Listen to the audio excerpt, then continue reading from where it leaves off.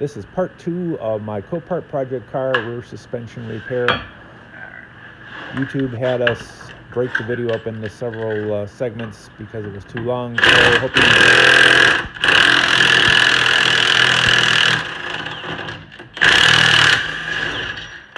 Yay.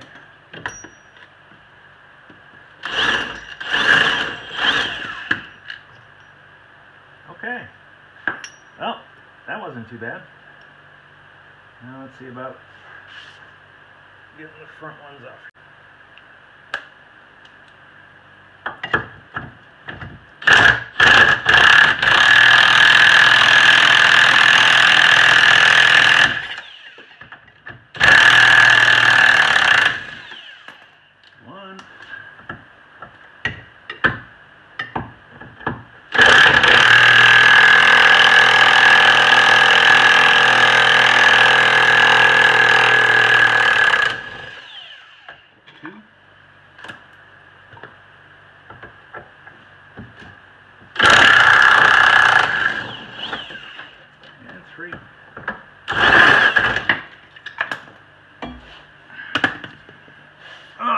There we go.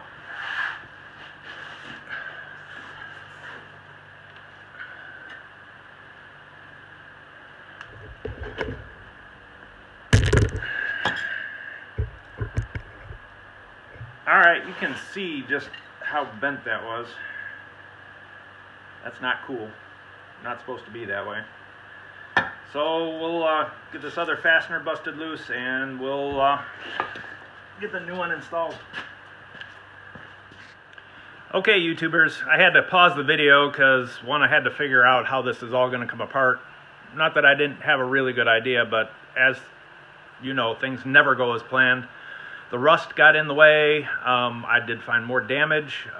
Apparently my sway bar links are broken back here. At least the sway bar links on the passenger side are broken. The ones on the driver's side were bent, so we're going to have new sway bar links, which was okay because I had to cut the sway bar links off to drop the track arm support enough to get the rusted bolts out that hold it to the support. The ones on the steering knuckle, or not the steering knuckle, but the knuckle out by the tire, those were actually pretty easy. They weren't rusted near as bad. So anyhow, let's take a look under here what we've got so far, other than that light glaring in your face. The trailing arm is in. It's not torqued down. You're not going to torque it down until all the suspension is back in place, but got that done first, and you can see that the cradle, or the trailing arm support, whatever you want to call it, or the track bar support, is actually hanging down. The nuts that were right in there were really rusty. They wouldn't come out by hand. I had to use impact wrench, so I had to drop it down far enough so I could get an impact wrench on it from the front side here and get enough torque on it to bust it loose.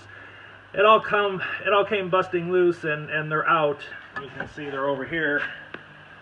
One is really bent, the other is not so bent, but it's still bent. Then you notice I had to cut the sway bar loose, but the sway bar link loose, so that's no big deal. Apparently they're aftermarket. The sway bar back here is aftermarket. The bushings actually look fairly decent. Looks like they've been replaced not too long ago, which is a fairly common problem with this car, is the sway bar links break and back, and you got to replace them or they wear out. Take a look over here and see that the sway bar link on this side is actually broke. Let's see if I can get a shot here. Of course, the light won't cooperate.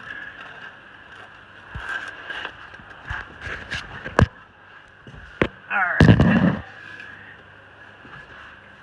There we are. We're upside down, and you can see that this is the lower sway bar link attachment right there, and that's busted clean off, so we'll have to get that replaced. Actually, yeah, it's like totally out of socket. So we'll get that replaced, and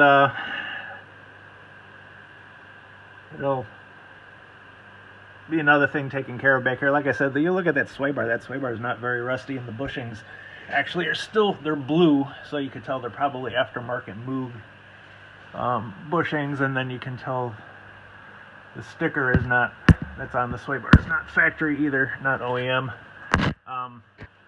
It also looks like these track bars have been replaced at a point in time. Oh great, this one's kind of bent a little bit. Just a touch. It's not unusual for these cars. People put floor jacks under here and jack them up by the track bars. It's not a good idea. Anyhow, we'll get it back together and see how she drives. I'll be off to AutoZone here in a minute to get some new sway bar links. But anyhow, we're not going to do a step-by-step. I decided there are too many swear words involved with the car of this rusty nature. So we're going to just do these little updates following along. Needless to say, this is just... If I lived in Georgia and this car was from Georgia, this would be a totally different story. But it's not. There's rust, and rust makes everything difficult. You can see up under here, that's where these nuts attach. Way up, yeah, you see that one there? See how rusty that is? So that's what I was dealing with on this side. I got them out. Like I said, we just had to drop that support member. It'll all go back together. It'll all be good. Anyhow, catch you in a little bit.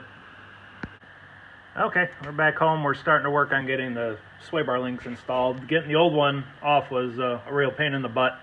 Had to get the grinder out and grind the nut end of it off because it just kept spinning. The bottom one I was able to grab onto with a pair of channel locks, or not channel locks, but vice grips, and get it off that way. I guess got to tighten this one up, and then we'll go over and do the other side, and we'll tighten up all our suspension components. All right, hang tight. All right, here we go, YouTubers. Thanks for hanging in there with me. We're pretty well done. You see I got the new stabilizer or sway bar link in. The new track bar is in. Let's take a gander up under here. Get some light. The adjustable one, the adjustable track bar is in the rear. What I did is I took the old one, which was bent ever so slightly. I probably could have actually got away with not using, not replacing it, because the other one on the other side is kind of bent in a gentle arc as well, so probably have to order these track bars for the other side as well. But anyhow, what I did is I adjusted out the length to pretty close to what the other one equaled, and we locked it in there. It's going to go for an alignment after this, so I'm not too concerned. Tightened everything up. We got the support member back. Came out of it. You can tell that it took a pretty hard hit. Luckily, none of the frame members or any of the unibody under there looks bent. So, all right, YouTubers, here we go, guys. Backing out of the garage under its own power. See how this works.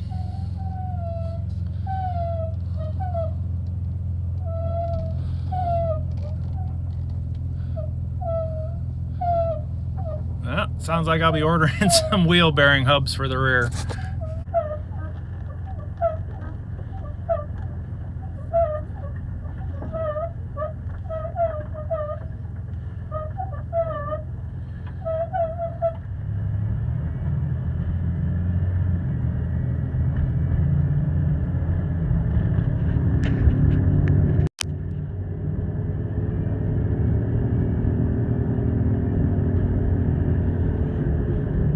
Looks like I'll be ordering wheel bearings all the way around.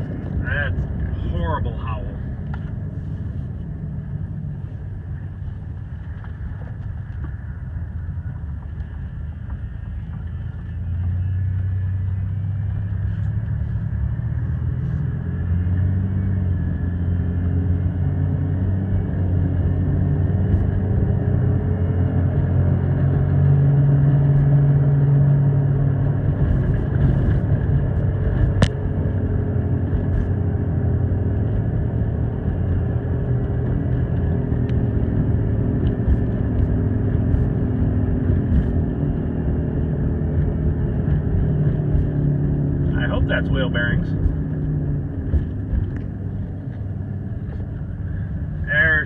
If you can't hear it on the microphone, there's definitely a real loud growl coming from up front.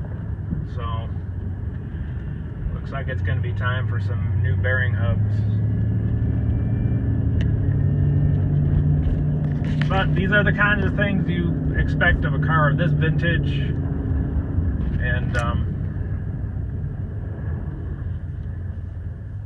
you know, from the Rust Belt. I would have been surprised if the bearings weren't bad. Alright, test drive's over. I just took it up and down my street. I didn't feel brave enough to go anywhere else. I actually went up the road just a little bit, turned around, came back. It definitely needs bearing hubs. Or wheel hubs, bearings, whatever you want to call it. Front ones for sure, back ones just because, why not? The good news is there are some good aftermarket ones that aren't too expensive that won't break the bank, and I've been running those on the silver Impala that got in an accident over there, and we've been running them about a year on that car without a problem. So I'm going to order some for this car. We'll replace all 4 bearings, all 4 hubs all the way around with new hubs. It needs a muffler.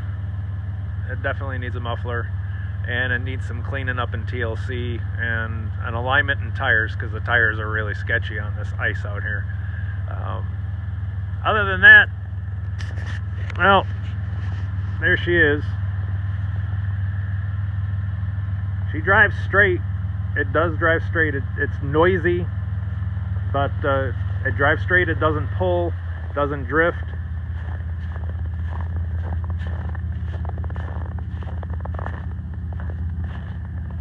And I think it'll be a nice little car once we get everything straightened out. Make somebody a nice little daily driver. Anyhow, thanks for tuning in. If you like what you see, press the like button. Hit subscribe if you're so inclined. Click on the little bell. That way you'll get notifications every time I add something to the channel. And that way you won't miss anything on this 2008 Copart project car rebuild. And then we're also going to, once the weather gets warm enough, we're going to start working on the silver car too. So anyhow, thanks. We'll see you next time.